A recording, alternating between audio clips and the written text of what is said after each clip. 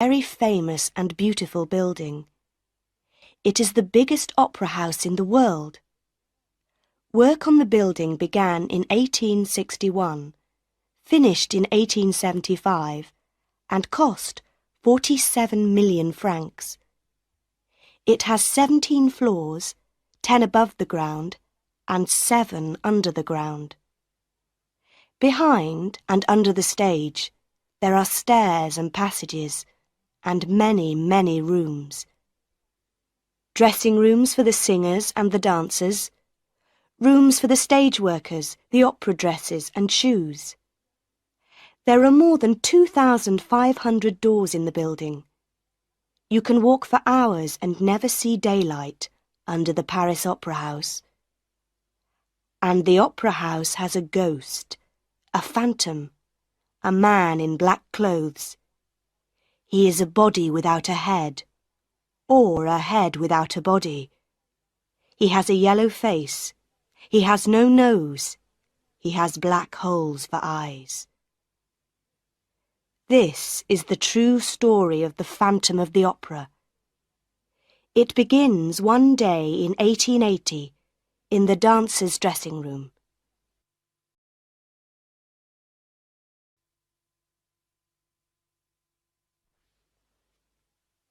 Chapter 1. The Dancers. Quick! Quick! Close the door! It's him! Annie Sorelli ran into the dressing room, her face white. One of the girls ran and closed the door, and then they all turned to Annie Sorelli. "Who? Where? What's the matter?" they cried. "It's the ghost," Annie said. "In the passage. I saw him. He came through the wall in front of me, and I saw his face." Most of the girls were afraid, but one of them, a tall girl with black hair, laughed. "Pooh," she said. "Everybody says they see the opera ghost, but there isn't really a ghost. You saw a shadow on the wall." But she did not open the door or look into the passage. "Lots of people see him," a second girl said. "Joseph Bouquet saw him 2 days ago. Don't you remember?" Then all the girls began to talk at once. "Joseph says the ghost is tall, and he wears a black evening coat. He has the head of a dead man with a yellow face and no nose, and no eyes, only black holes." Then little Meg Giry spoke for the first time. "Don't talk about him. He doesn't like it. My mother told me." "Your mother?" the girl with black hair said. "What does your mother know about the ghost?" "She says that Joseph Bouquet is a fool. The ghost doesn't like people talking about him, and one day Joseph Bouquet is going to be sorry, very sorry." "But what does your mother know? Tell us! Tell us!" all the girls cried. "Oh dear," said Meg. "But please don't say a word to anyone. You know my mother is the doorkeeper for some of the boxes in the opera house. Well, box 5 is the ghost's box. He watches the operas from that box, and sometimes he leaves flowers for my mother." "The ghost has a box and leaves flowers in it?" "Oh, Meg, your mother's telling you stories. How can the ghost have a box?" "It's true. It's true, I tell you," Meg said. "Nobody buys tickets for box 5, but the ghost always comes to it on opera nights." "So somebody does come there?" "Why, no. The ghost comes, but there is nobody there." The dancers looked at Meg. "But how does your mother know?" one of them asked. "There's no man in a black evening coat with a yellow face. That's all wrong. My mother never sees the ghost in box 5, but she hears him. He talks to her, but there is nobody there. And he doesn't like people talking about him." But that evening, the dancers could not stop talking about the opera ghost. They talked before the opera, all through the opera, and after the opera. But they talked very quietly, and they looked behind them before they spoke. When the opera finished, the girls went back to their dressing room. Suddenly, they heard somebody in the passage, and Madame Giry, Meg's mother, ran into the room. She was a fat, motherly woman with a red, happy face. But tonight, her face was white.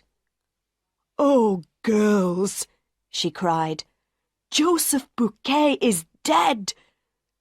You know he works a long way down, on the 4th floor under the stage. The other stage workers found his dead body there an hour ago, with a rope around his neck." "It's the ghost!" cried Meg Giry. "The ghost killed him!"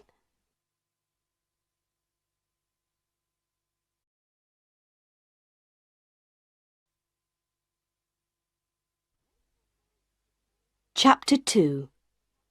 The Directors of the Opera House. The Opera House was famous, and the directors of the Opera House were very important men. It was the first week of work for the 2 new directors, Monsieur Armand Moncharmin and Monsieur Firmin Richard. In the director's office the next day, the 2 men talked about Joseph Bouquet. "It was an accident," Monsieur Armand said angrily, "or Bouquet killed himself." "An accident? Killed himself?" Monsieur Firmin said. "Which story do you want, my friend? Or do you want the story of the ghost?" "Don't talk to me about ghosts," Monsieur Armand said. "We have 1,500 people working for us in this opera house, and everybody is talking about the ghost. They are all mad. I don't want to hear about the ghost, okay?" Monsieur Firmin looked at a letter on the table next to him. "And what are we going to do about this letter, Armand?" "Do?" cried Monsieur Armand. "Why, do nothing, of course. What can we do?" The 2 men read the letter again. It wasn't very long. "To the new directors. Because you are new in the opera house, I am writing to tell you some important things. Never sell tickets for box 5. That is my box for every opera night. Madame Giry, the doorkeeper, knows all about it. Also, I need money for my work in the opera house. I am not expensive, and I am happy to take only 20,000 francs a month. That is all. But please remember, I can be a good friend, but a bad enemy. O.G. Don't sell tickets for box 5. 20,000 francs a month. Monsieur Armand was very angry again. That's the best box in the opera house, and we need the money, Firmin. And who is this O.G., eh? Tell me that. Opera ghost, of course, Monsieur Firmin said. But you're right, Armand. We can do nothing about this letter. It's a joke, a bad joke. Somebody thinks we are fools because we are new here. There are no ghosts in the opera house. The two men then talked about the opera for that night. It was Faust, and usually La Carlotta sang Margarita. La Carlotta was Spanish and the best singer in Paris. But today, La Carlotta was ill. "Everybody in Paris is going to be at the opera tonight," said Monsieur Armand. "and our best singer is ill, suddenly. She writes a letter to us just this morning. She is ill. She cannot sing tonight." "Don't get angry again, Armand," Monsieur Firmin said quickly. "We have Christine Daae, that young singer from Norway. She can sing Margarita tonight. She has a good voice." "But she's so young, and nobody knows her. Nobody wants to listen to a new singer." "Wait and see. Perhaps Daae can sing better than La Carlotta. Who knows?"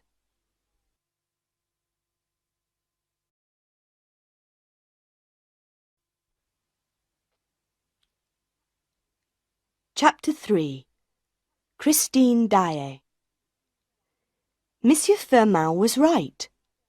All Paris talked about the new Margarita in Faust, the girl with the beautiful voice, the girl with the voice of an angel.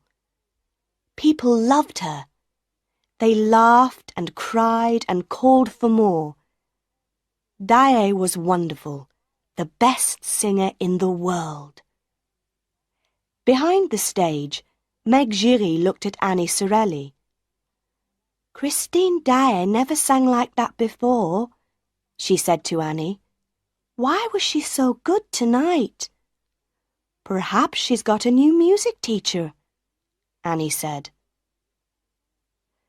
The noise in the opera house went on for a long time.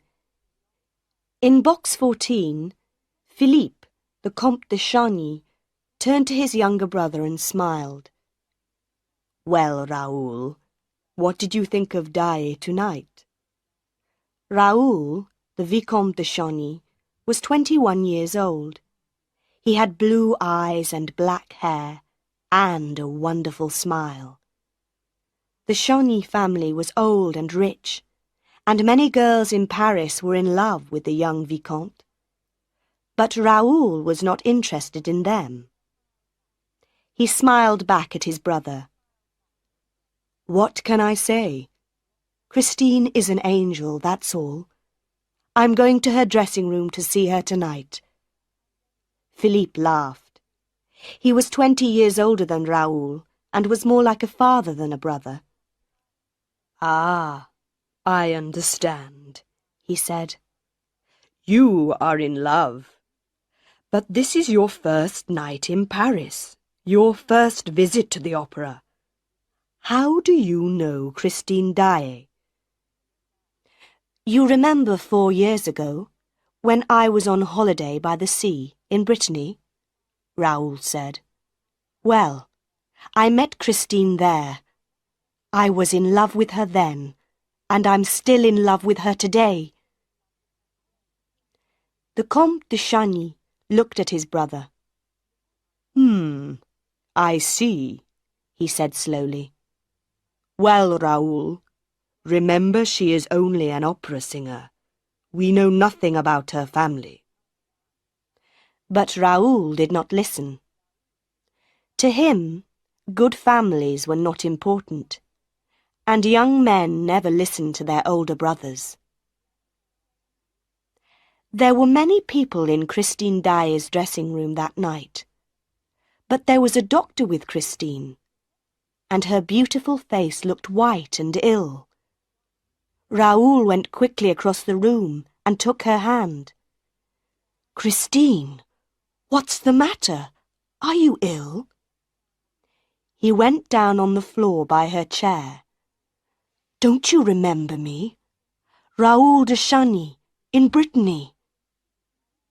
Christine looked at him, and her blue eyes were afraid. She took her hand away. "No, I don't know you. Please go away. I'm not well." Raoul stood up. his face red. Before he could speak, the doctor said quickly, "Yes, yes, please go away. Everybody, please leave the room. Mademoiselle Daae needs to be quiet. She is very tired." He moved to the door, and soon everybody left the room. Christine Daae was alone in her dressing room. Outside in the passage, the young Vicomte was angry and unhappy. How could Christine forget him? How could she say that to him? He waited for some minutes. Then, very quietly and carefully, he went back to the door of her dressing room. But he did not open the door, because just then he heard a man's voice in the room. "Christine, you must love me," the voice said. Then Raoul heard Christine's voice. "How can you talk like that, when I sing only for you? Tonight I gave everything to you, everything. And now I'm so tired." Her voice was unhappy and afraid. "You sang like an angel," the man's voice said. Raoul walked away. So, that was the answer. Christine Daae had a lover. But why was her voice so unhappy? He waited in the shadows near her room. He wanted to see her lover, his enemy. After about 10 minutes, Christine came out of her room, alone, and walked away down the passage. Raoul waited, but no man came out after her. There was nobody in the passage, so Raoul went quickly up to the door of the dressing room, opened it, and went in. He closed the door quietly behind him, then called out, "Where are you? I know you're in here. Come out." There was no answer. Raoul looked everywhere, under the chairs, behind all the clothes, in all the dark corners of the room. There was nobody there.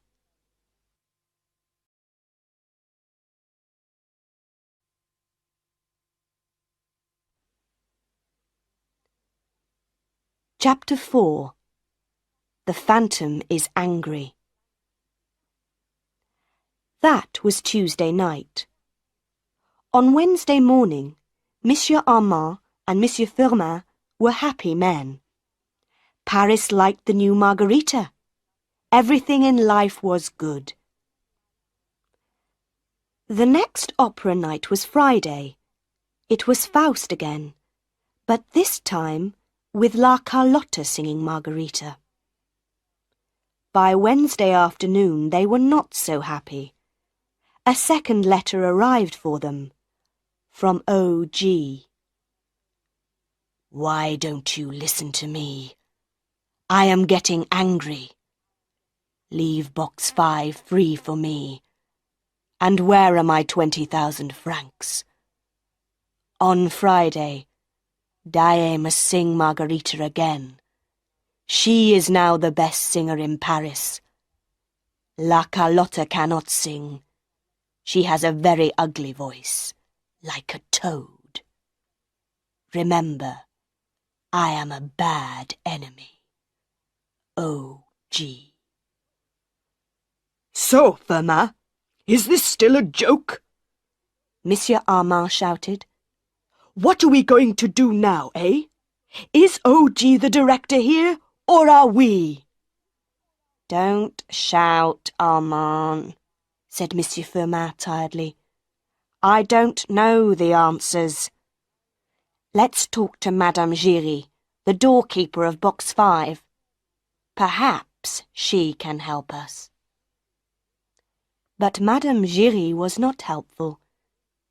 Madame Giry was not afraid of ghosts, and she was not afraid of directors of opera houses. People say that you're a friend of the opera ghost, Madame Giry, Monsieur Armand began. Tell us about him. Some people say he has no head. And some people say he has no body, said Monsieur Firmin. What do you say, Madame Giry? Madame Giry looked at the two men and laughed. I say that the directors of the opera house are fools. What? Monsieur Armand shouted. He stood up, and his face was red and angry. Listen to me, woman. Oh, sit down, Armand, and listen, said Monsieur Firmin. Why do you say that, Madame Giry? Because, monsieur, the opera ghost is angry with you. When the ghost wants something, he must have it. He is clever and dangerous, this ghost. The old directors before you, they knew that, oh yes. At first they tried to stop him. Then there were many accidents in the opera house, many strange accidents. And when did these accidents happen? When the ghost was angry.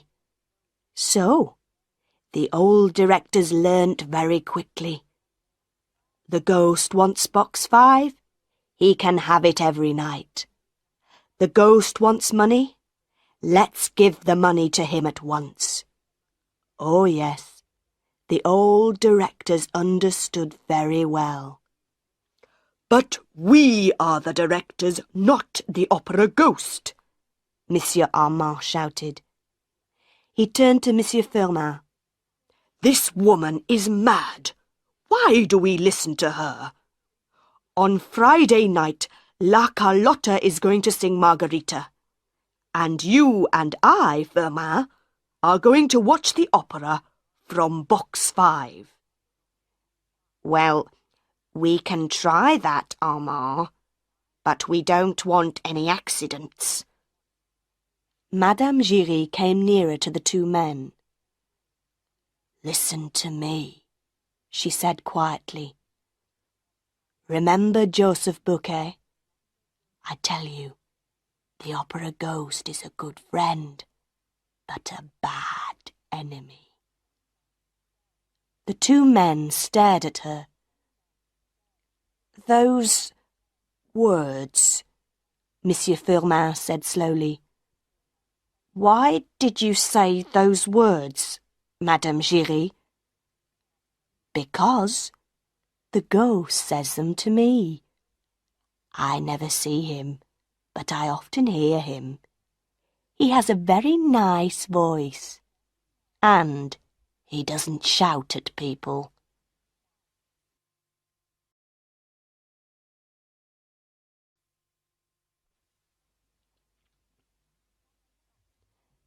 Chapter 5.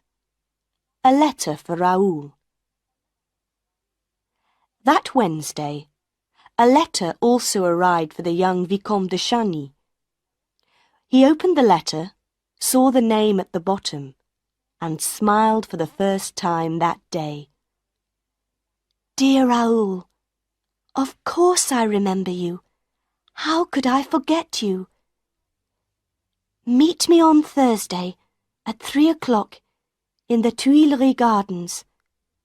Don't be angry with me, Raoul, please. Christine Daae. Raoul put the letter carefully into his pocket. Angry?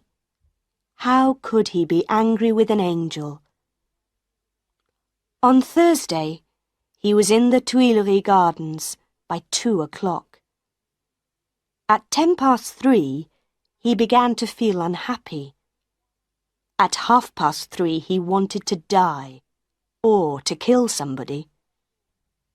And then she came. She ran through the gardens to him, and in a second she was in his arms. Oh, Christine, he said again and again. Oh, Christine. They walked through the gardens together and talked for a long time. They remembered their happy weeks in Brittany 4 years ago. "But why did you go away, Christine?" Raoul asked. "Why didn't you write to me?" For a minute or two, Christine said nothing. Then she said slowly, "We were so young, you and I. I was just a poor singer from Norway, and you were the Vicomte de Chagny. I knew I could never be your wife. But I love you, Christine. No, shh. Listen to me, Raoul, please. I went home to Norway, and a year later, my father died. I was very unhappy. But I came back to France, to Paris. I worked and worked at my singing, because I wanted to be an opera singer. Not just a good singer, but the best opera singer in Paris." "And now you are," Raoul said. He smiled. "All Paris is at your feet." Christine turned her face away and said nothing. "Christine," Raoul said quietly, "I want to ask you a question. Who was the man in your dressing room on Tuesday night? Tell me, please." Christine stopped and stared at him. Her face went white. "What man?" she whispered. "There was no man in my dressing room on Tuesday night." Raoul put his hand on her arm. "I heard him," he said. "I listened outside the door and heard a man's voice. Who was he?" "Don't ask me, Raoul. There was a man's voice, yes, but there was no man in my room. It's true. Oh, Raoul, I'm so afraid. Sometimes I want to die." "Who is he? Tell me, Christine, please. I'm your friend. I can help you. Tell me his name." "I cannot tell you his name. It's a secret," whispered Christine. "I never see him. I only hear his voice. But he is everywhere. He sees everything, hears everything. That's why I didn't speak to you on Tuesday night. He is my music teacher, Raoul. He's a wonderful singer. I sang so well on Tuesday night because of him. I am famous because of him. He is my angel of music. And he says he loves me. How can I leave him?"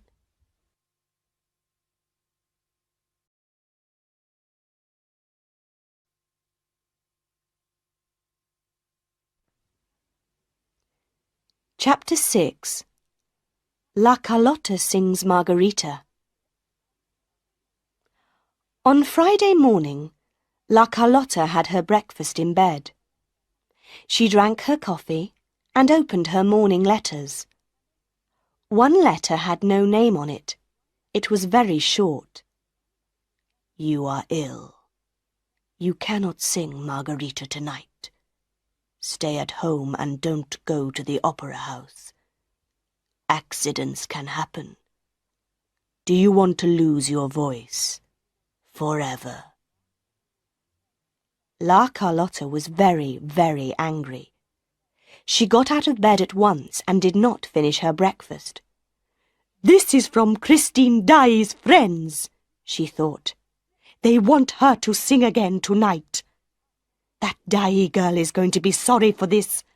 I, La Carlotta, I am the best opera singer in Paris. And nothing is going to stop me singing Margarita tonight." At 6 o'clock that evening, The dancers were in their dressing room. They talked and laughed and put on their red and black dresses for Faust. But Meg Giry was very quiet. "What's the matter, Meg?" Annie Sorelli asked. "It's the opera ghost," Meg said. "My mother says he's angry.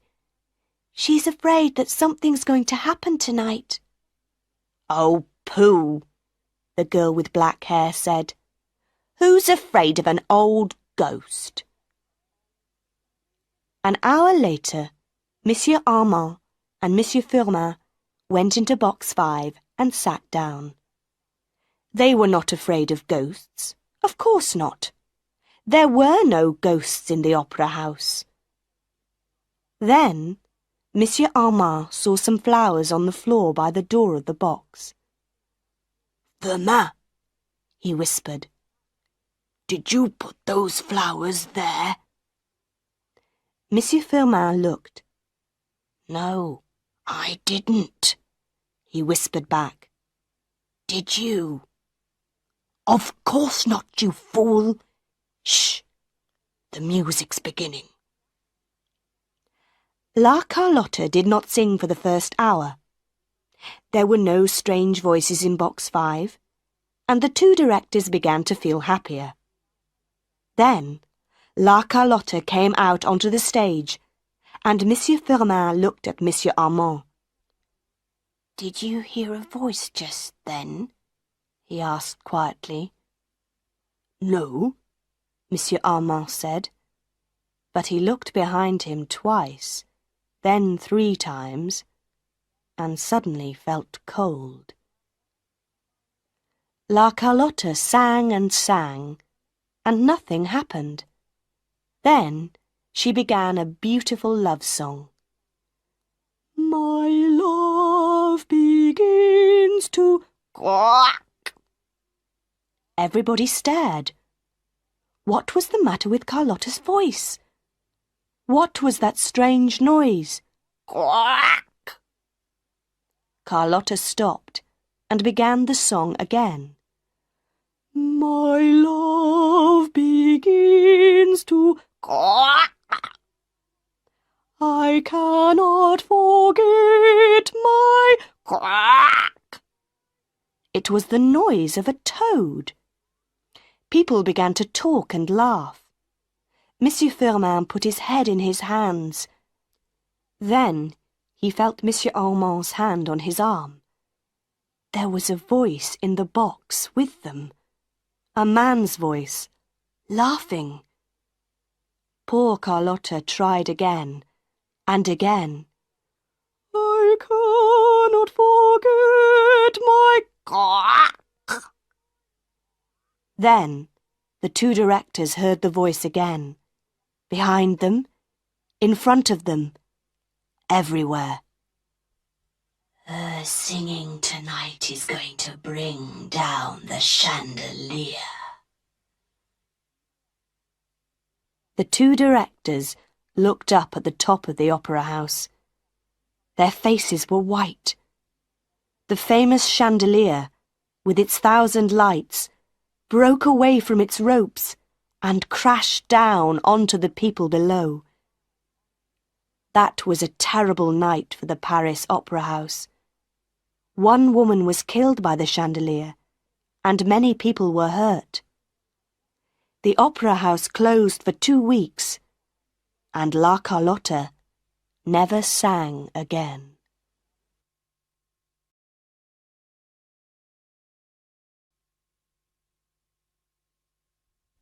Chapter 7. My Angel of Music. For a week, Raoul saw Christine every day. Some days, Christine was quiet and unhappy. Some days she laughed and sang.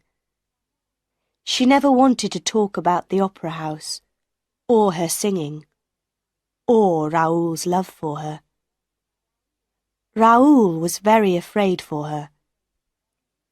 Who, or what, was this strange teacher, this man's voice, her angel? of music. Then, one day, there was no Christine. She was not at her home, not at the opera house, not at their meeting places. Raoul looked everywhere and asked everybody, where was Christine Daae? But nobody knew. 2 days before the opera house opened again, a letter arrived for Raoul. It was from Christine. Meet me in an hour at the top of the opera house, on the 10th floor. The 10th floor of the opera house was a dangerous place. There were hundreds of ropes going down to the stage below. It was a long, long way down. Raoul and Christine sat in a dark corner, and Raoul took Christine's hands. Her face was white and tired. Listen, Raoul, she said quietly. I'm going to tell you everything, but this is our last meeting. I can never see you again. No, Christine, Raoul cried. I love you, and we... Shh! Quietly. Perhaps he can hear us. He's everywhere in the opera house, Raoul. Who? What are you talking about, Christine? My angel of music.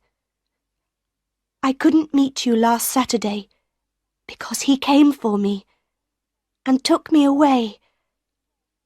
I was in my dressing room in the opera house, and suddenly he was there in front of me. I saw the voice for the first time. He wore black evening clothes and a mask over his face. He took me through many secret doors and passages, down, down under the opera house. There is a lake down there, a big lake. The waters are black and cold. He took me across the lake in a boat to his house. He lives there, Raoul, in a house on the lake, under the opera house. Raoul stared at her. Was his beautiful Christine mad? Christine saw his face and said quickly, It's true, Raoul, it's true. And he is the Phantom of the Opera. But he's not a ghost. He's not an angel of music. He's a man. His name is Eric, and he loves me. He wants me to be his wife. No, Raoul, listen. There is more. He told me all this in his house, in a beautiful room. He said that no woman could ever love him because of his face. He was so unhappy. Then he took off his mask, and I saw his face. She began to cry, and Raoul put his arms around her. Oh, Raoul, he has the most terrible face. It is so ugly. I wanted to scream and run away. But where could I run to? He has the face of a dead man, Raoul, but he is not dead. He has no nose, just 2 black holes in his yellow face. And his eyes. Sometimes they are black holes. Sometimes they have a terrible red light. She put her face in her hands for a second. Then she said, I stayed in his house for 5 days. He was very good to me, and I felt sorry for him, Raoul. He wants me to love him, and I told him. No, Christine, no. You're going to be my wife. Come away with me at once, today. You can't go back to him. But I must, Christine said quietly. He knows about you, Raoul. He knows about us. He says he's going to kill you. I must go back to him. Never, said Raoul. I love you, Christine, and I'm going to kill this Eric.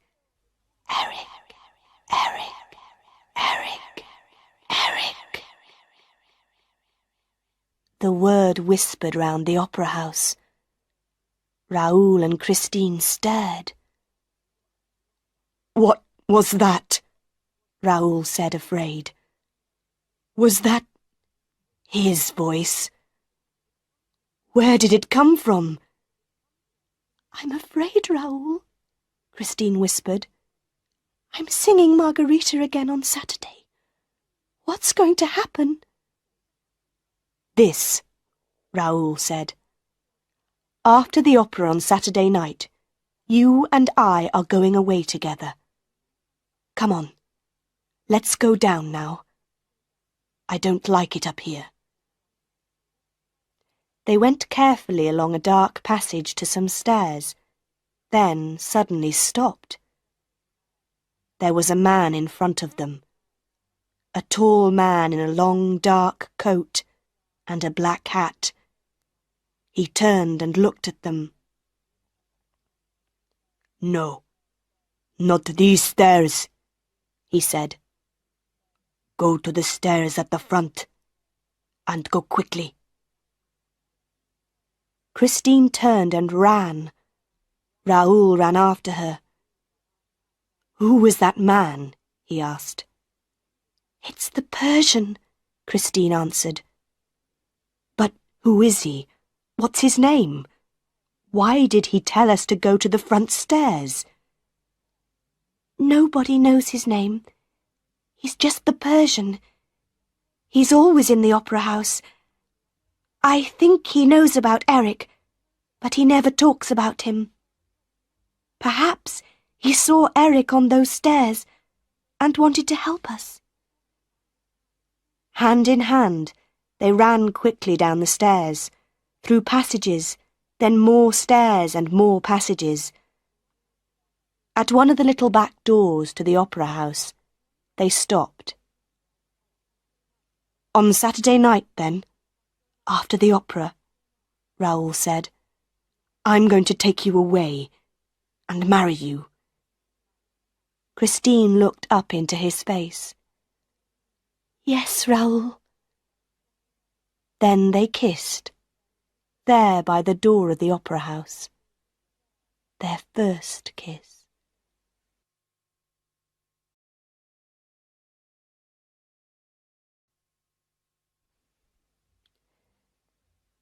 Chapter 8. Where is Christine Daae? On Saturday morning, Comte Philippe looked across the breakfast table at his brother. Don't do it, Raoul, please. All this talk about ghosts and phantoms. I think the girl is mad. She's not mad, and I'm going to marry her, Raoul said. She's only a little opera singer, Philippe said unhappily. And she's very young. Are you still going to love her in 10 or 20 years' time? Raoul drank his coffee and did not answer. There were 2 more unhappy faces in the opera house, too. The directors now understood about O.G. They didn't want any more accidents. Box 5 is free tonight for O.G. Daae is singing Margarita, and here is 20,000 francs. Madame Giry can leave the money in box 5 for him. Is that everything? Monsieur Armand asked Monsieur Firmin. It's a lot of money, Monsieur Firmin said unhappily. He thought for a minute. What about some flowers in box 5? Madame Giry says that O.G. likes flowers. O.G. can bring his own flowers, shouted Monsieur Armand. The evening began well. The chandelier was now back in place with new ropes. All Paris was in the opera house. Everybody wanted to hear Christine Daae's voice again. People also knew about the love story between Christine Daae and the Vicomte de Chauny. There are no love secrets in Paris. People watched the Comte and the Vicomte in box 14 with interest. Young men from families like de Chauny do not marry opera singers. When Christine came onto the stage, her face was white and she looked afraid. But she sang like an angel. Ah, what a voice! All Paris was in love with Christine Daae. She began to sing the famous love song. Suddenly, every light in the opera house went out. For a second, nobody moved or spoke. Then a woman screamed, and all the lights came on again. But Christine Daae was no longer on the stage. She was not behind the stage. She was not under the stage. Nobody could find her. The opera house went mad. Everybody ran here and there, shouted and called. In the director's office, people ran in and out. The police came and asked questions, but nobody could answer the questions. Monsieur Armand got angry and shouted, and Monsieur Firmin told him to be quiet. Then, Madame Giry arrived in the office with her daughter Meg. Go away, woman, Monsieur Armand shouted. Monsieur, there are 3 people missing now, Madame Giry said. Meg, tell the directors your story. This was Meg's story. When the lights went out, we were just behind the stage. We heard a scream. I think it was Christine Daae's voice. Then the lights came back on, but Christine wasn't there. We were very afraid, and we began to run back to our dressing room. There were people running everywhere. Then we saw the Vicomte de Chauny. His face was red and he was very angry. "Where's Christine? Where's Christine?" he shouted. Suddenly, the Persian came up behind him and took his arm. He said something to the Vicomte, and they went into Christine Daae's dressing room. Yes. And then? Monsieur Firmin said quickly. What happened next? Nobody knows. Meg's face was white. We looked into Christine Daae's dressing room, but there was nobody there.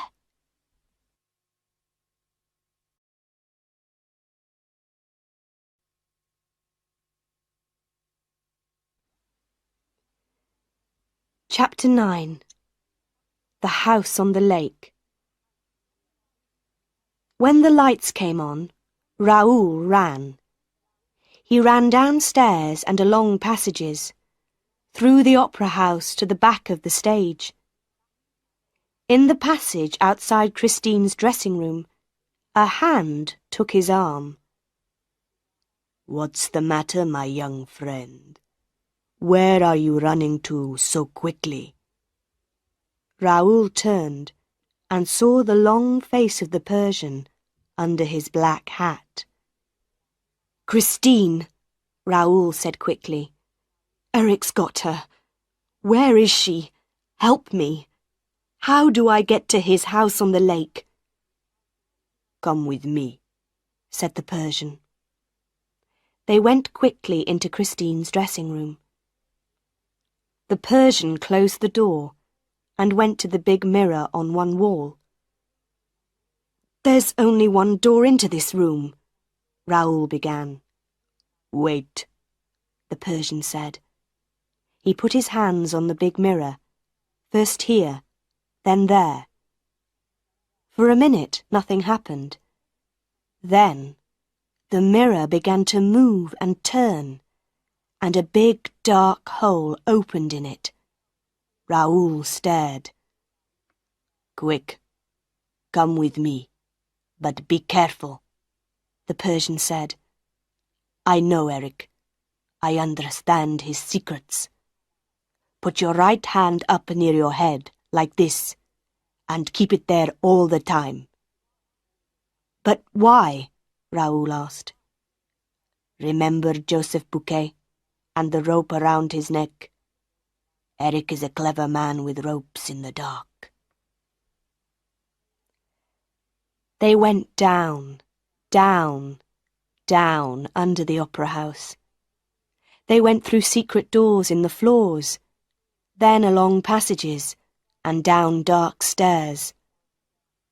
The Persian listened carefully all the time for strange noises. When do we get to the lake? Raoul whispered. We're not going by the lake. Eric watches it all the time. No, we go round the lake and get into Eric's house from the back. I know some secret doors. Soon they were there. In the dark, the Persian felt the wall carefully with his hands.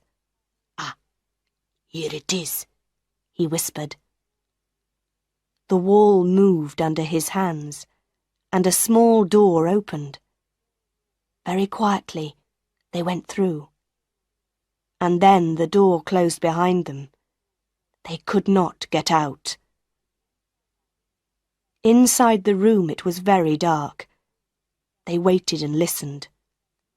The Persian put his hands on the wall.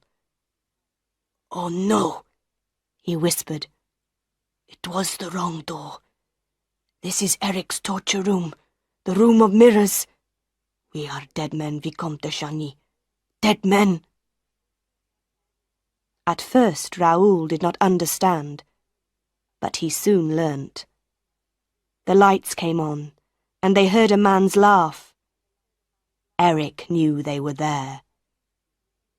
The room was all mirrors, walls, floor, ceiling. There were pictures in the mirrors of trees and flowers and rivers. The pictures moved and danced in front of their eyes, and the room was hot. It got hotter and hotter and hotter. Raoul was thirsty, hot and thirsty, and the rivers in the pictures danced and laughed at him. He closed his eyes, but the rivers still danced. Water. He needed water. But the mirrors laughed at him. Soon, he could not move or speak, or open his eyes. He was not thirsty now, just tired, so tired. Oh, Christine, I'm sorry, he thought. I wanted to help you, and now I'm dying. Through a mirror in the wall, Christine watched her lover in the torture room. Behind her Eric stood, with his hands on her arms. He's dying, Christine, dying. Watch him carefully. No, don't close your eyes. Watch him. Christine could not speak. She wanted to scream, but no words came. Then she found her voice again. How can you do this, Eric? Why don't you kill me? Because I love you, Christine. Marry me, be my wife, and love me. Then Raoul and the Persian can live. Slowly, Christine turned. She looked into Eric's terrible, ugly face and spoke again, very quietly. Yes, Eric. From this minute, I am your wife." She put her arms around Eric's neck and kissed him slowly and lovingly on his ugly mouth. Then she took her arms away and said slowly, "Poor, unhappy Eric." Eric stared at her. "You kissed me," he whispered. "I didn't ask you, but you kissed me. Freely. Oh, Christine, my angel. That was my first kiss from a woman. Even my mother never kissed me. She gave me my first mask when I was 2 years old. She turned her face away from me every time I came near her." Eric put his ugly face in his hands and cried. Then he went down on the floor at Christine's feet.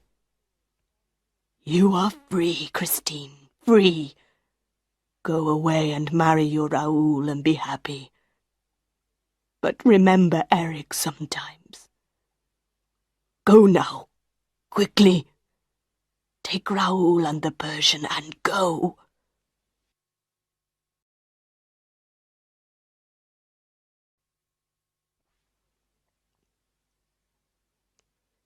Chapter 10. Madame Giry visits the Persian. For weeks, all Paris talked about that night at the opera. Everybody asked questions, but nobody knew the answers.